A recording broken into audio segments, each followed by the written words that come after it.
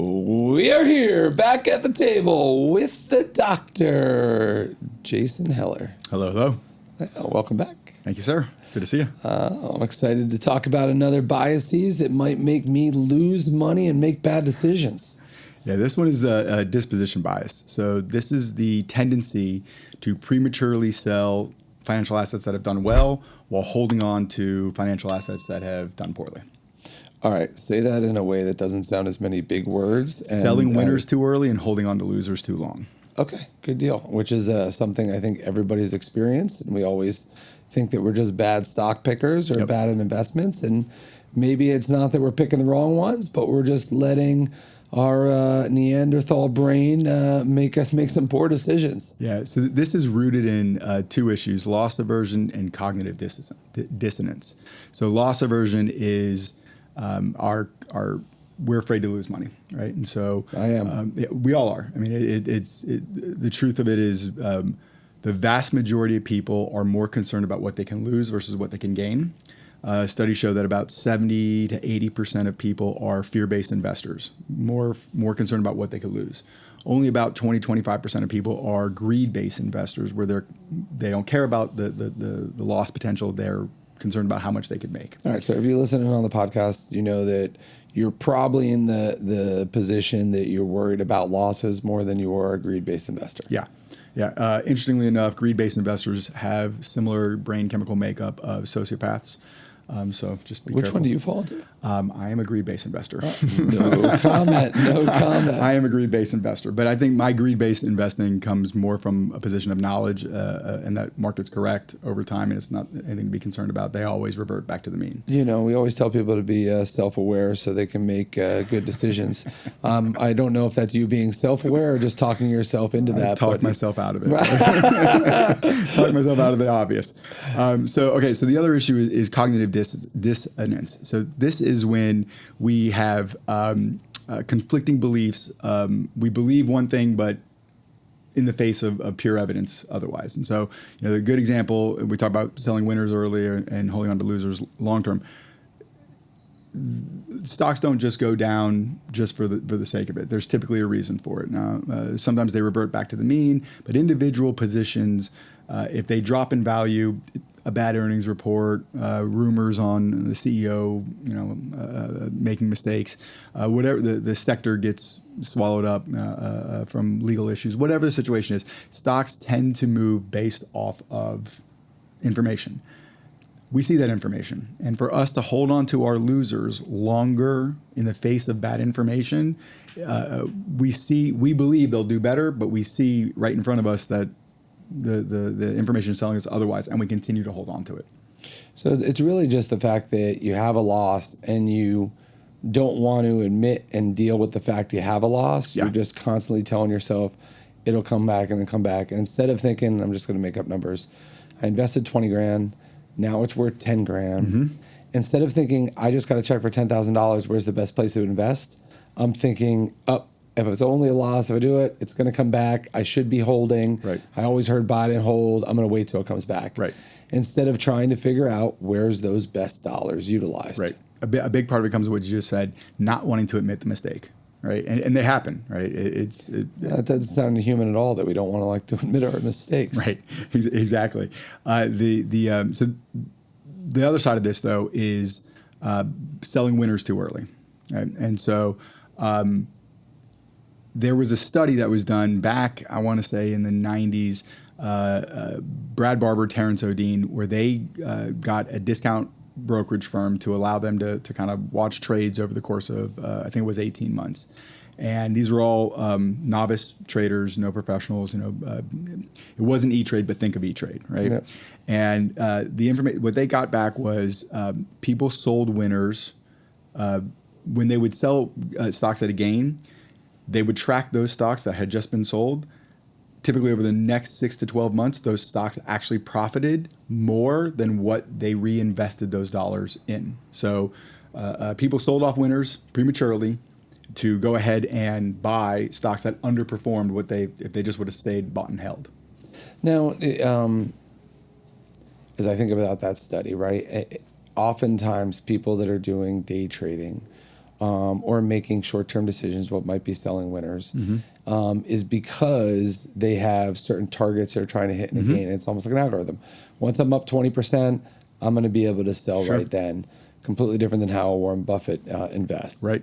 But how much of it do you think is those investors being disciplined just to sell the winner at a certain percentage and they lose on the gain versus, oh, I have a winner, I better take my profits right now because I think there's a better opportunity elsewhere? I think it's probably more the latter than the former, but let's take a look at both real quick. So let's use the former. So a preset determination of I'm going to sell when I'm up 10%. Okay? To me, I understand the rule, I understand the desire to hold a discipline, but the efficiency of that is there's no efficiency in that decision. You get up 10% and you should reassess the position, not just automatically sell it. You should reassess the landscape. You should reassess the position itself. Think about Apple. Apple is currently trading like $195 a share, and it has split God knows how many times. What if 20 years ago you sold after being up 10%? How much did you leave on the table without reassessing the value of that company? Analysts do this all the time, where they'll say Apple's only worth 180. And I'm using Apple as an example. This is in no way, shape, or form a recommendation to buy or sell Apple. But you get to 180 at Apple. What do those analysts do? They reassess the valuation. Is the current macroeconomic economy of value here? Can Apple continue to grow? What do their sales look like? Where are they expanding to? What's in the pipeline in terms of product? Things change over that period of time, and so should your rule on what to do with it. You don't just have a blanket, I sell when it's up 10%, because you could be leaving a lot on the table. And you'll see analysts, they'll change their target price of what they think the stock should do. And I think absolutely a lot of investors don't make enough of the connection that you're truly buying a company than opposed to buying a ticker symbol or numbers on a screen. Right. And if you're truly buying a company and you like the fundamentals of that company and you believe that company has a good business model that has a way to continue to grow market share and it has healthy margins that you feel that can be stable on it, there's no reason that you should sell at a certain price if the price went up on that, assuming you're going to pick another one or another company that has that much better fundamentals. Right. Now, and again, I'm not advocating buying, holding, and never looking at it, but I think it's appropriate to set markers where we get up 10%, I'd like to reassess the position.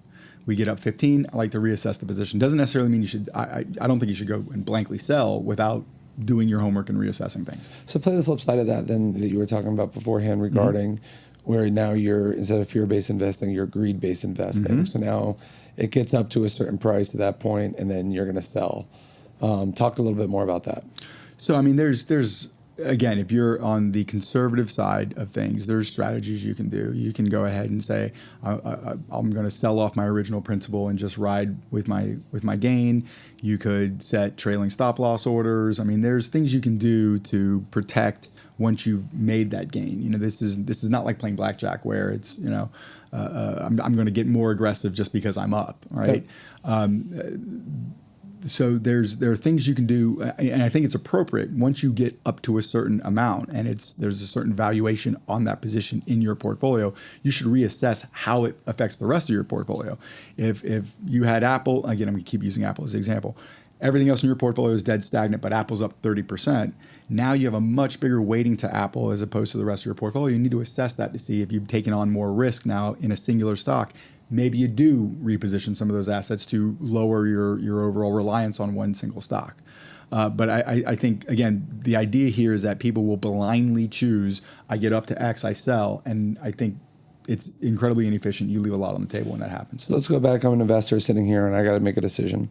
Is the reason I'm selling or the reason I'm holding on to this stock because I'm just trying to not lock in losses, or I'm selling this stock because it has a bunch of wins in and I want to sell it? How do you become aware to realize when you're making a decision truly based on good fundamental investing versus you having the emotions starting to come in this particular bias? Yeah, so it's a good question. I think the second you're making a decision that is qualitative in nature, not quantitative in nature, you're no longer dealing with the fundamentals of the underlying security. You're dealing with your feelings about that security. And so if you can sell, that's all well and good. But if you haven't gone back, looked at its revenues, looked at its price earnings, looked at what they have in the pipeline, again, depending upon what kind of stock it is, looked at the macroeconomic situation, and you're just saying, hey, we're up X. This feels good to me. I'm going to get rid of it. Good for you. You banked a win, but you could very well be leaving a ton on the table.